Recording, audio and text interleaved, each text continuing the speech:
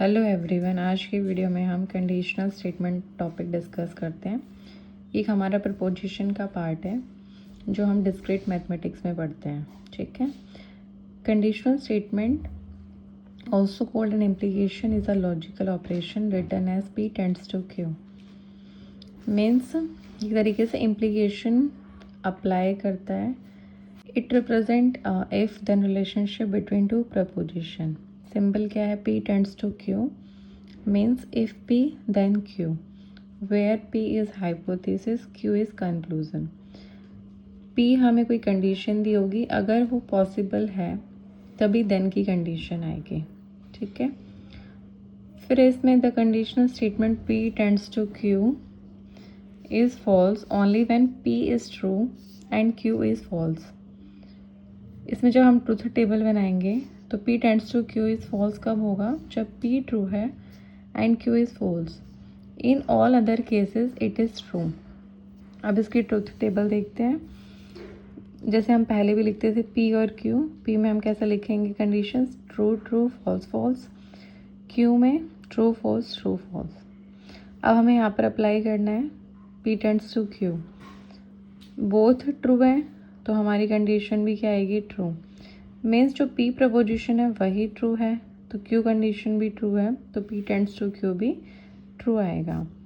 Second, P preposition हमारी true है और Q प्रपोजिशन हमारी फॉल्स है तो हमारी कंडीशन स्टेटमेंट या P टेंड्स टू Q भी क्या आएगा? फॉल्स। P प्रपोजिशन फॉल्स हुआ और Q प्रपोजिशन ट्रू हुआ तो कंडीशन स्टेटमेंट ट्रू है। जब दोनों ही फॉल्स हैं तो हमारी कंडीशन स्टेटमेंट भी ट्रू है। इन शॉर्ट हम इसे कैसे याद रख सकते हैं? स्टेटमेंट क्या है कि या तो आप यहाँ से याद रख सकते हो कि P tends to Q is false only when P is true and Q is false. मतलब P ट्रू होगा और Q फॉल्स होगा, सिर्फ इसी कंडीशन में फॉल्स है और सबके लिए हमारा ट्रू ट्रू है। इसको मैं एक और तरीके से भी बता सकती हूँ। देखो, जैसे P स्टेटमेंट मान लो हमारा क्वेश्चन को डिनोट करता है और Q प्रपोजिशन मान लो हमारी आंसर को रिप्रेजेंट करती है और हमें P टेंड्स टू Q लगाना है। तो देखो कैसे। फर्स्ट प्रपोजिशन है ट्रू और Q प्रपोजिशन है ट्रू। जैसे कि एग्ज़ाम में क्वेश्चन है वो हमारा ट्रू है, बच्चे ने जो उसका आंसर दे दिया वो भी ट्रू है तो कंडीशनल स्टेटमेंट क्या होगी? वो भी ट्रू। इसलिए यहाँ पर ट्रू आ गया। अब है P proposition true, Q proposition false तो P टेंड्स टू Q क्या होगा? अब इसमें देखो, P प्रपोजिशन जो हमारी है वो ट्रू है, मतलब क्वेश्चन जो एग्ज़ाम में आया है वो ट्रू है। Q मतलब जो आंसर है उसका वो बच्चे ने फॉल्स दे दिया तो उसके मार्क्स कैसे आएंगे? फॉल्स ही आएंगे। तो ये क्या हो गया? फॉल्स। सिमिलरली P हमारा फॉल्स है, Q ट्रू है। मीन्स जो एग्ज़ाम में क्वेश्चन आया वही फॉल्स है, बच्चे ने उसका आंसर ट्रू दे दिया तो उसके मार्क्स कैसे आएंगे? ट्रू। क्योंकि क्वेश्चन गलत होता है तो हम उसको एवरेज दे देते हैं कि हाँ भाई क्वेश्चन गलत था तो हम उसे कंसिडर करेंगे ट्रू। सिमिलरली यहाँ पर भी फोर्थ में कि P प्रपोजिशन फॉल्स है और Q प्रपोजिशन फॉल्स है तो कंडीशनल स्टेटमेंट क्या हो जाएगी? ट्रू। मीन्स क्वेश्चन भी गलत था, बच्चे ने फॉल्स ही आंसर दे दिया, उसके कैसे आएंगे? ट्रू। क्योंकि वही क्वेश्चन ही गलत है तो बच्चा आंसर ट्रू दे या फॉल्स दे तो हम उसको मार्क्स दे देंगे। ठीक है। तो इस तरीके से आप ट्रूथ टेबल को याद रख सकते हो। एग्जाम्पल है, if a number is divisible by 2 then it is even. Number अगर 2 से डिवाइड हो रहा है, ट्रू है, then it is even, true है। तो हमारा इसमें क्या कंडीशन स्टेटमेंट में नहीं, वो भी ट्रू। इफ़ 9 इज़ इवन, ये फॉल्स गिवन है। 9 इज़ डिविजिबल बाय 3, ये ट्रू है तो उसकी कंडीशन क्या आ जाएगी? ट्रू। इस तरीके से हमने कंडीशनल स्टेटमेंट को डिस्कस किया। अब हम डिस्कस करते हैं negation of conditional statement. Means negative of conditional statement. इसको आप कैसे डिनोट करोगे? नेगेशन और कंडीशनल स्टेटमेंट की कंडीशन। ये किसके इक्विवेलेंट होता है? ये P and negation of Q। इसकी ट्रूथ टेबल क्या है? एक तरीके से आपको नेगेशन ऑफ कंडीशनल स्टेटमेंट में ये कंडीशन याद रखनी है कि नेगेशन फाइंड करना है तो आप इस तरीके से फाइंड करोगे। अब इसकी ट्रूथ टेबल की बात करते हैं। ट्रूथ टेबल हम जैसे P एंड Q प्रपोजिशन हमें को डिसाइड करनी होती है तो हम कैसे लिखेंगे true true false false, Q में लिखेंगे ट्रू फॉल्स ट्रू फॉल्स।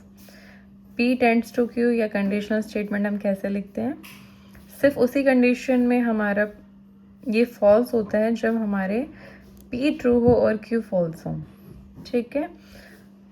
और बाकी सभी कंडीशंस में ये ट्रू हो गया। यहाँ तक हमने लास्ट टॉपिक में डिस्कस किया है। अब negation of Q, negation of Q क्या होता है, क्यू का नेगेटिव, जैसे ट्रू है तो फॉल्स, फॉल्स है तो ट्रू, ट्रू है तो फॉल्स, फॉल्स है तो ट्रू। अब हमें यहाँ लगाना है P and negation of Q. अब पी यहाँ पर है, नेगेशन ऑफ क्यू यहाँ पर है, और हमें पता है एंड कब लगता है, जब सिर्फ दोनों ही कंडीशंस ट्रू हों। जैसे कि पी ट्रू है और हमारा क्यू ट्रू है तो ट्रू आ गया, बाकी सबके लिए फॉल्स आएगा। तो इस तरीके से ये हमारा बन गया नेगेशन ऑफ कंडीशनल स्टेटमेंट। अब एग्जांपल है, if 12 is divisible by 3 then 12 is even. अब इसका नेगेशन लिखना है तो आप कैसे लिखोगे, आप यहाँ से देखो क्या लिखते हैं, पी को as it is and negation of Q, means इस कंडीशन को तो सेम लिखेंगे, फिर एंड लगाएंगे और उसका नेगेशन कर देंगे। तो if 12 is divisible by 3 and 12 is not even.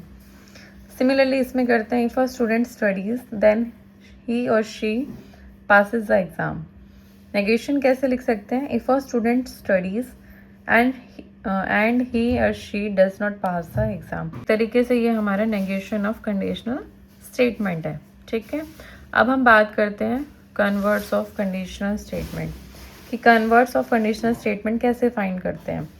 तो हम इसमें क्या करेंगे, सिर्फ कन्वर्ट्स कर देंगे कंडीशनल स्टेटमेंट का, तो वो क्या बन जाएगा, जैसे कि P टेंड्स टू Q होता है तो कन्वर्ट्स में क्या हो जाएगा, Q टेंड्स टू P। हम इसमें इंटरचेंज कर देते हैं P और Q को, या इंटरचेंज कर देते हैं हाइपोथेसिस एंड कंक्लूजन को। इसका एग्जाम्पल देखो, if it is raining then ground is wet, ठीक है।